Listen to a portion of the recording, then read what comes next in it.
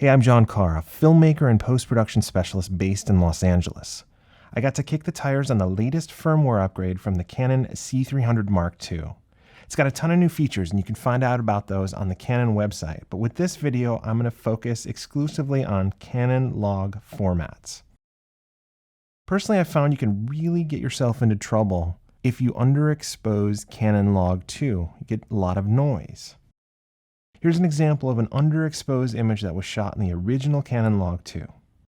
I added a simple color correction using the Cinema Gamut Canon Log 2 to 709 wide DR LUT found on the Canon website and boosted the exposure just a bit. Doesn't look too bad, but when you zoom in 200%, the image is full of noise. Here's an example of proper exposure when shooting in the original Canon Log 2. If you punch in 200% again, we see some noise in the shadows. Now with a basic color correction using the Canon LUT, and when we punch in again, most of that noise is gone. This scene is shot with the latest firmware and with updated Canon Log 2. If we push in 200%, you can see there's a bit of noise, but it's greatly reduced from the original Canon Log 2. Here is the image with the Canon LUT applied and some minor adjustments in Resolve, and when we push in 200%, it looks pretty good with minimal noise.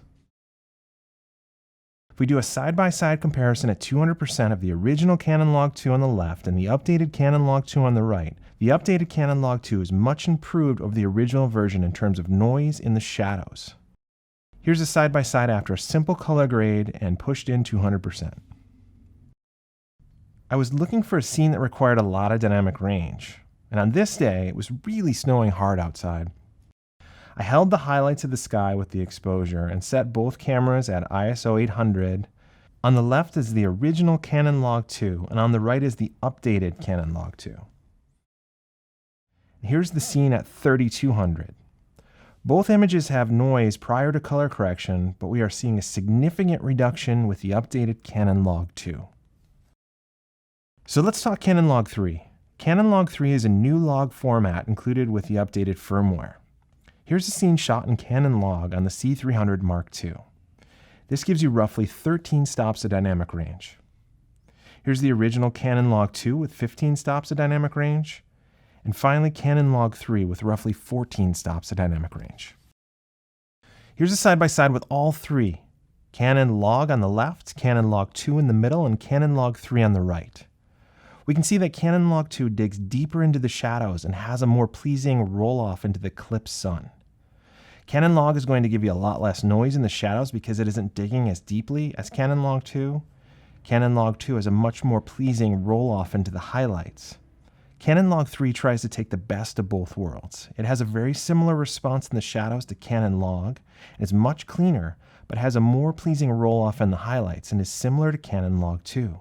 Canon Log 3 doesn't have as much dynamic range as Canon Log 2, but will provide you with a nice image and cleaner shadows if you'd prefer not to shoot in Canon Log 2. Here's a scene out the window from my hotel comparing the three log formats. We have Canon Log 2, and Canon Log 3. Here are the three together with Canon Log 2 in the middle.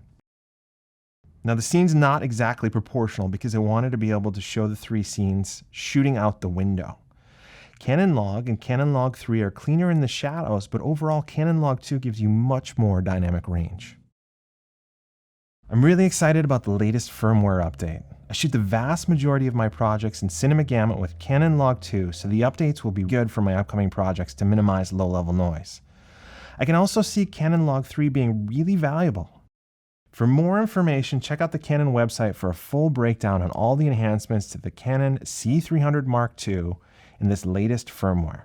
Thanks for watching. Hope this was helpful.